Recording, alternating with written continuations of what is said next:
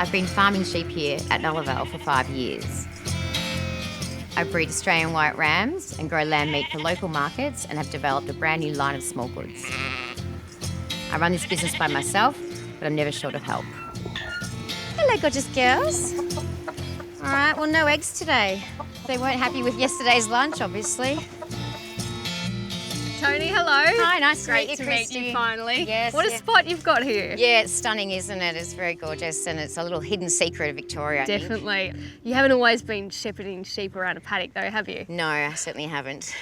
Tell me about your previous life. So I had 17 years working in marketing for financial services companies, but in particular I spent a little while in New York City. I worked out of Wall Street for a period of time. It was a very glamorous lifestyle. It was all you can imagine to be like New York to be. You were there at a bit of a difficult time in history, weren't you? I was in there in 2008, right in the middle of the global financial crisis. My company that I was working for at the time was at the centre of the $9 billion bailout. I do remember vividly one day I was walking to work and I had a latte in hand, and all of a sudden I had two journalists coming towards me and they started asking me a series of questions. I started walking faster and they started following me. Before I knew it, I was running down Wall Street with my latte in hand and stilettos, thinking this is not where I want to be. And that was pretty much the point in my life. I'm thinking, what am I doing? I wanted to grow my own food and put my feet on the soil of the earth. I started with 40 ewes and I thought that was a lot of sheep. You know, there just was 40 sheep in this pen all of a sudden, and they were all sold pregnant, so they weren't too far off lambing.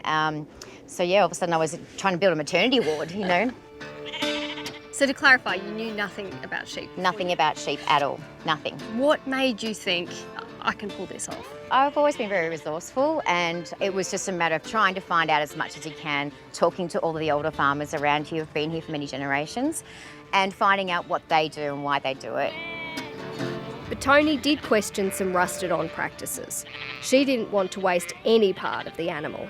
To see any waste is, to me, a bit of a crime. You know, the whole carcass needs to be valued. I rang around a few of my neighbours, and in one in particular I said, I've got these lamb bellies, what am I supposed to do with them? And he said, no, they're dog food. And there's 2 or 3 kilos of lamb bellies from every lamb. And I did feel wrong because they were more valuable than that. So yeah, it was a matter of trying to figure it out.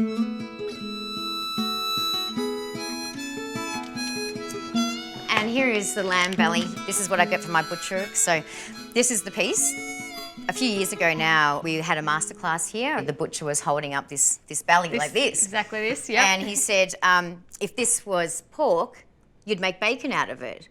And within a second, the word "laken" exited my mouth before I even had a thought about it. You can make laken. Yeah, and everyone looked at me and went, "Laken?" And I said, "Lamb bacon. You can make lamb bacon." Couldn't find anyone else in the world who was doing it. So I immediately thought, well, it mustn't work or it mustn't taste very good. And so I collaborated with John. He was making bacon at the time with other products. I said to him, can you just make this exactly the same way?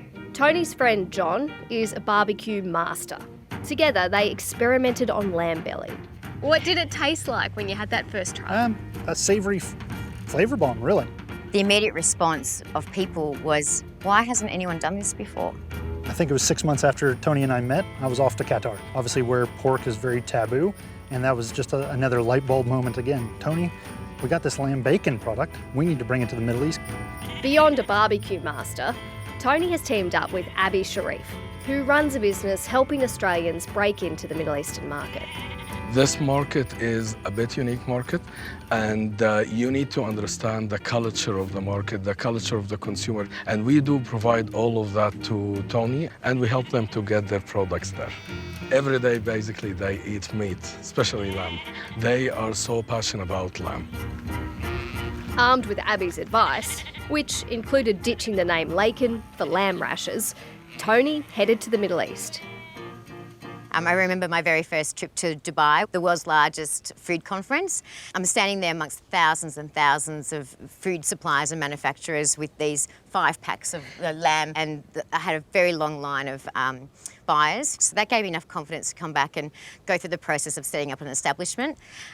These things take a lot of time and a lot of investment. So I went back in 2020. I picked up 70 supermarkets in Saudi, hotel chains across Saudi and Kuwait as well. So when I got on the plane to come back and started working out what that actually equated to in revenue, I was $7 million worth of revenue in a 1 year. I was very excitedly telling my staff we're going to full-time. 3 days later, I got word that the borders were closing across the Middle East in relation to COVID. Then obviously Australian borders closed. Unfortunately, I did have to let my staff go. I had just had no work for them. It was very, very tough. Tony had to retreat and regroup. The old shed in the heart of her property became a refuge. Oh, what a great spot. It's fantastic, Love isn't the it? light. And she really needed one. My mum had just been diagnosed with ovarian 4 cancer. I'd only just 10 weeks prior to that lost my father-in-law to pancreatic cancer. So, it was a very difficult time at home. What was she told by doctors? She was given about 6 months. I mean, obviously any daughter would want to spend every single minute with her mother, and it's a very emotional time. But Mum wanted me to continue doing what I was doing with the farm. She wanted me to succeed, and she definitely wanted to see what this crazy idea of lamb bacon and how far I could take it. But all my heart wanted to do was be with her. Tony's relationship with her partner of 4 years was also under a lot of pressure. With all of the distractions with the grief and my mum and everything else, unfortunately the relationship did not survive that kind of stress. It sort of did leave me spinning.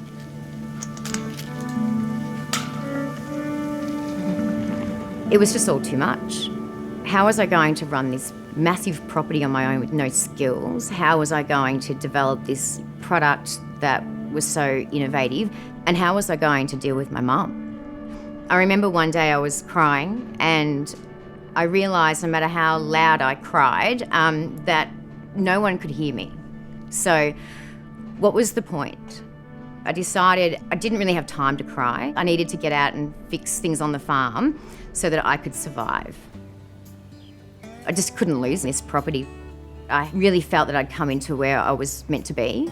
The thought of having to go back to the city and work in that space after I've had a taste of this experience, it's just unthinkable.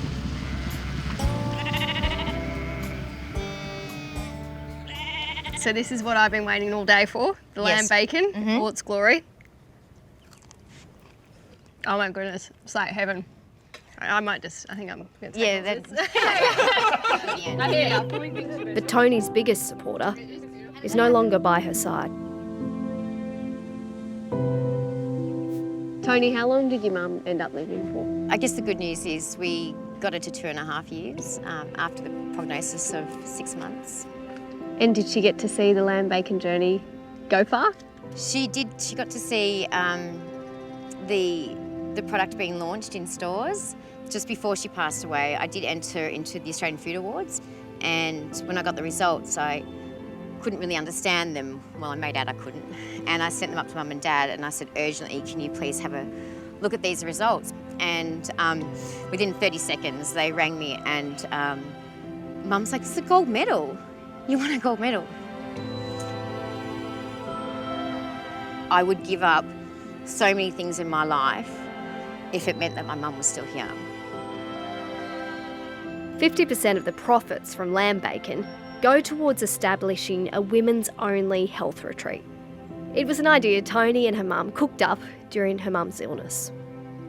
I feel like you have to have a sense of purpose when you are doing anything, and I probably didn't know what that really meant when I was following my corporate career. But I realise now, doing this project with my mum and how it resonates with all of these other women, that is a sense of purpose, and it gets you out of bed at 5 a.m. And when you are really delivering what you think is your sense of purpose in life, things just fall in front of you and you just never, ever give up.